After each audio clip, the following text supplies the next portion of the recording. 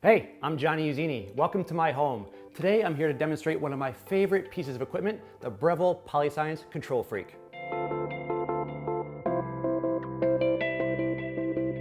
I'm going to show you a dessert today that utilizes the Control Freak in a couple different ways. I love this piece of machinery because it's so even, it's so consistent, it's so precise, much like a pastry chef, that it allows me to do what I want, when I want, how I want, at the speed I want to do it. First thing that goes into the pan is honey. When I think about caramelizing sugar or anything else, I always think about how can I get the most possible flavor into what I'm doing. For this, I really want to caramelize this honey. So the first thing I do is I bring it up high. I have some clove, black pepper, star anise. I have some vanilla and cinnamon as well. What's amazing about the Control Freak is how even it is. Right away, across the whole surface of my pan, it's boiling at an even level. While the spices are caramelizing, I'm gonna take some fresh ginger and just slice it. What I don't wanna do is caramelize my citrus. So I'm gonna peel it with a peeler, being very careful not to take any of the white. I'll prep my pears. Once it's kind of caramelized slowly together, I jack it up. I wanna get some high heat on there. If you don't caramelize the sugar, it's just sweet. Once you caramelize it, that's when you're getting into those notes of bitterness, of a different kind of flavor profile. So first, this is the cider, and then the second cider. And it's at this point that I'm gonna add my citrus. See how the whole pan, evenly, all those bubbles come up.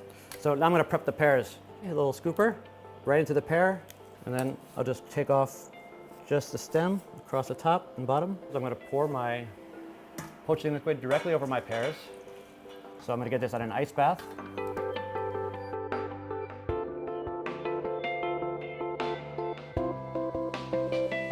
Into the immersion circulator.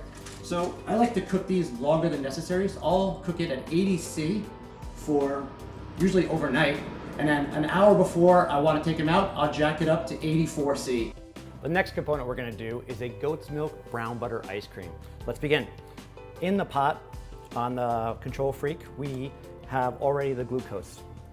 To that, I'm going to add skim milk, sugar, glucose powder, goat's milk powder. And these are brown butter solids. The beauty of the Control Freak is the fact that I'm not ready to do my liaison yet. I have it set for 80 degrees. It's holding it at 80 degrees. It's waiting for me. Sugar, stabilizer. We always want to mix these together ahead of time. And then you introduce it into your liquid little by little, feather it in like I'm doing. My probe is telling me I'm at the proper temperature. A little bit of liquid at a time. What I'm doing is I'm tempering the eggs. I'm slowly bringing them to a like temperature. Everything goes back into the pot. So this is the beauty of the Control Freak.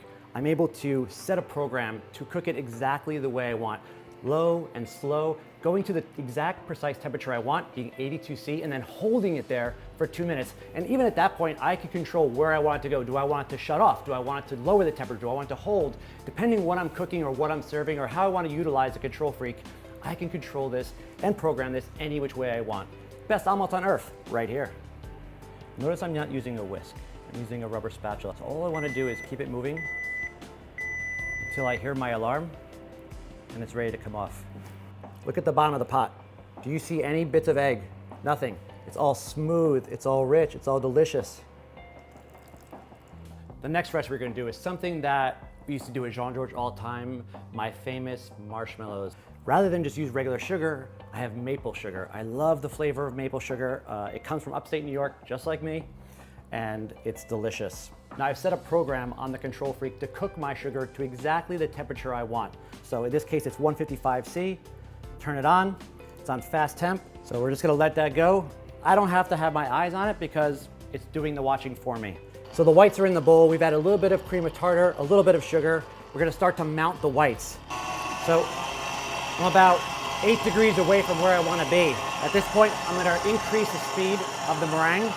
Take your gelatin directly into the hot sugar.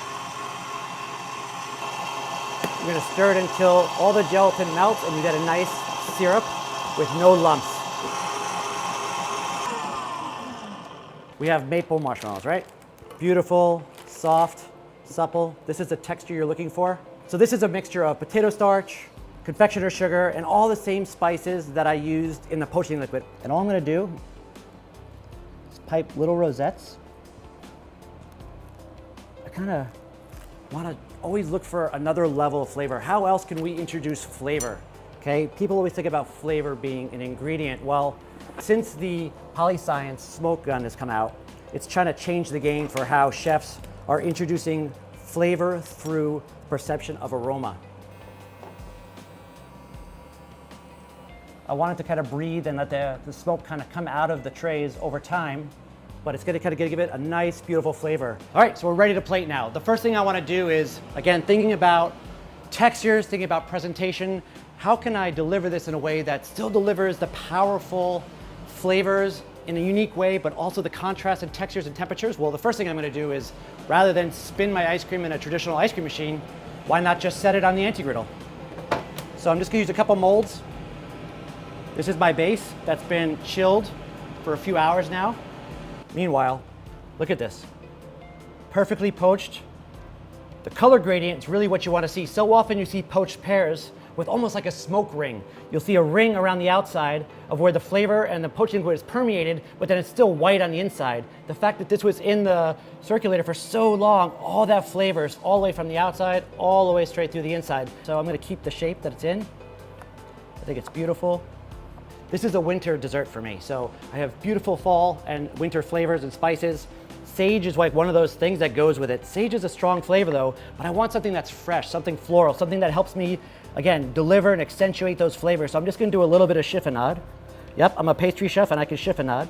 Let's get our pear on. This is a great technique. I've taken white chocolate, 250 degrees, and just slowly roasted it, and I get this great brittle. I love this because it's not inherently sweet, and it brings a dynamic that I enjoy, especially with a roasted or a poached fruit like this. This is dulce. Again, caramelized flavors. This is sugar, that all I've done is caramelize the sugar on the Control Freak, poured it out of a silpat, and then ground it. I just want more of that flavor, that beautiful caramel flavor. It also is gonna give me a little bit of a crunch. Here you can see our disc of goat's milk brown butter ice cream. Okay, a little bit of sage. Here's our beautiful marshmallows that we've smoked. Look at that. And here is a little bit of my own homemade chocolate, bean to bar, that I've tempered, freeze-dried pomegranate powder. So I want to get that flavor of the robustness of the chocolate. I want to get that tartness from the pomegranate, a little bit of a crunch from the chocolate. Here's my caramelized, spiced, poached pear with maple smoked marshmallows, brown butter, goat's milk ice cream, pomegranate, chocolate, brown butter, deliciousness. That's the way we do it. Big thanks to Breville, PolyScience. Couldn't do what we do without you.